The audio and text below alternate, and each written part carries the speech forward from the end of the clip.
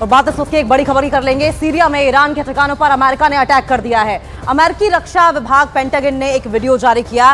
Syria की ओर से भी रॉकेट और ड्रोन से अटैक किए गए हैं। तो ये बड़ी अपडेट आपको बताएं, इस वक्त की ये बड़ी खबर, सीरिया में ईरान के ठिकानों पर अमेरिका ने अटैक किया है। और आपको बताएं, इससे पहले रविवार को भी अमेरिका की ओर से ईरान के ठिकानों पर अटैक किया गया था, क्योंकि ईरान ने सीरिया में और इराक में अमेरिका के जो हेडक्वार्टर्स हैं वहां पर अटैक किया था। और जो मिलिशिया ग्रुप है ईरान का, उस पर अटैक अमेरिका के जवानों द्वारा किया गया है। तो अमेरिका का सीरिया पर यह बड़ा अटैक, सीरिया में ईरान के ठिकानों पर अमेरिका ने हमला किया है। अमेरिकी रक्षा विभाग पेंटागन की ओर से एक वीडियो जारी किया गया, जिसमें यह बताया गया है कि सीरिया की ओर से भी रॉकेट और ड्रोन से अटैक किया गया था। तो मिलिशिया ग्रुप पर लगातार अटैक हो रहा है और 7 आतंकी जो हैं वो मारे भी गए थे रविवार को, जब अमेरिका की ओर से अटैक किया गया था। और ऐसे में सवाल ये उठने लगे थे कि क्या अमेरिका और ईरान के बीच एक नया वॉर फ्रंट खुल जाएगा। तो ये बड़ी अपडेट आपको बताएं, एक बार फिर से अमेरिका में उन ठिकानों को टारगेट की, अमेरिका के सैनिकों ने उन ठिकानों को टारगेट किया है सीरिया में ईरान के,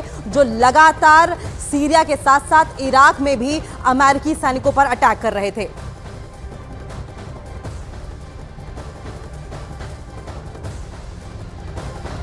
और एक और बड़ी अपडेट आपको बताएं, इजराइल ने गाजा में हमलों की रफ्तार बढ़ा दी है और हमास के खिलाफ अपनी जंग को अगले लेवल पर ले जाने की कोशिश कर रहा है। इजराइल के हमलों से गाजा में कोहराम मचा हुआ है, लेकिन इन सबके बीच इजराइल की सेना ने अल शाती कैंप पर भीषण हमले करके उस पर कब्जा कर लिया है। जंग की शुरुआत से ही अल शाती कैंप का इस्तेमाल हमास कमांडर सेंटर के तौर पर करता आया था।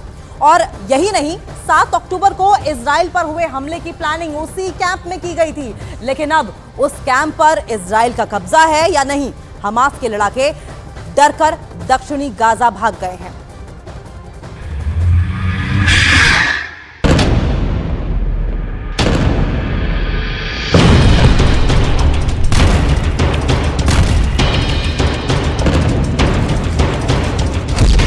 हमास के हाथ से गया गाजा।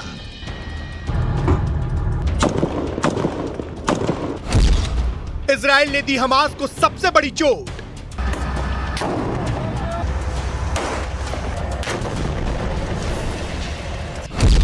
हमास को जिसका डर था वो हो गया।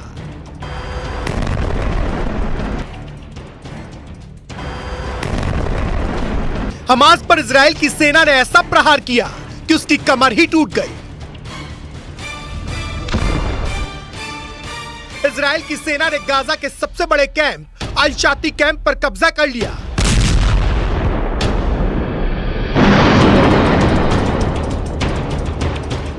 इजराइल ने हमास के अल शाती कैंप पर कब्जे का सबूत भी दिया और दावा किया कि वहां अब इजराइल का झंडा नजर आएगा। यही नहीं, हमास के लड़ाके डर कर दक्षिणी गाजा में भाग गए। अल शाती वही कैंप है जहां 7 अक्टूबर को इजराइल पर हुए हमले की पूरी प्लानिंग की गई थी। इसके साथ ही हमास के लड़ाकों को इसी कैंप में ट्रेनिंग दी गई थी और इसी कैंप पर इजराइल की सेना ने ऐसा हमला किया कि हमास के लड़ाकों को बचने का मौका भी नहीं मिला। इजराइल की सेना के मुताबिक उसके 162वीं डिवीजन ने इस फतह को अंजाम दिया। यही नहीं, उस डिवीजन ने 1000 से ज्यादा हमास के लड़ाकों को ढेर कर दिया। मतलब साफ है, इजराइल ने अपने ऊपर हुए आतंकी हमले का ऐसा बदला लिया कि हमास की रूह कांप गई।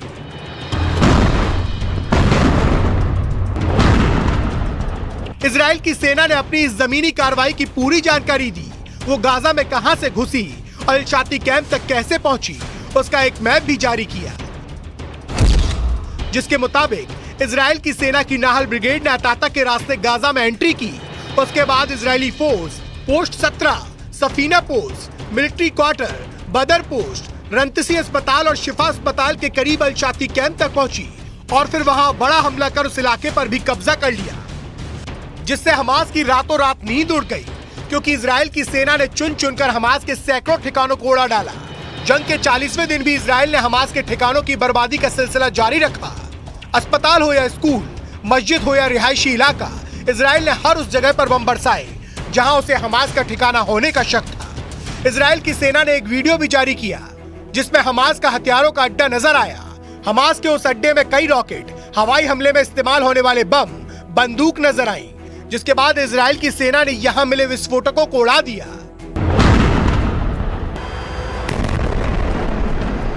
इजराइल के मुताबिक उत्तरी गाजा में हमास की पकड़ कमजोर पड़ने लगी।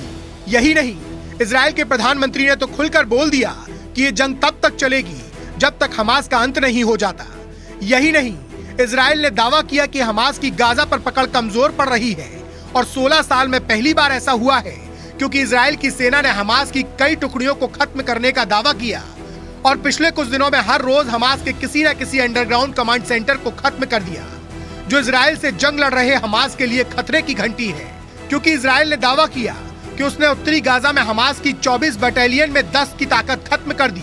इजराइल की सेना के मुताबिक जंग की शुरुआत में हमास ने अपने 30,000 लड़ाकों के साथ युद्ध शुरू किया था और हमास के लड़ाकों को 24 बटालियन में बांटा गया था, जिसमें 10 को इजराइल की सेना ने कमजोर करने का दावा किया।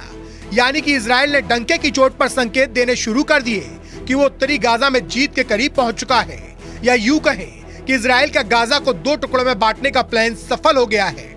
क्योंकि इजराइल के रक्षा मंत्री ने दावा किया कि हमास के लड़ाके उत्तरी गाजा से दक्षिणी गाजा की ओर भाग रहे हैं, जबकि इसके पहले इजराइल ने गाजा में आम लोगों को उत्तरी गाजा छोड़कर दक्षिणी गाजा में जाने की सलाह दी थी, जिसके लिए इजराइल ने ह्यूमन कॉरिडोर तक बनाया था, जिनसे होकर गाजा के आम लोग उत्तर से दक्षिण की ओर निकले थे।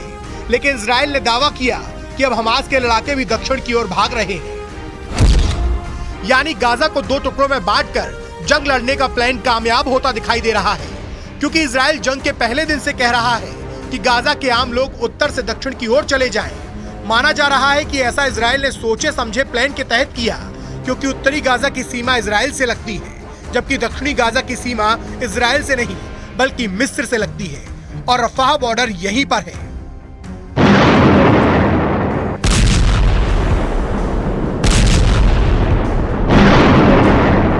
जहां से गाजा के आम लोगों तक राहत का सामान पहुंचाया जा रहा है और इजराइल ने बार बार ये जताया कि उसका दक्षिणी गाजा में बमबारी करने का कोई इरादा नहीं है।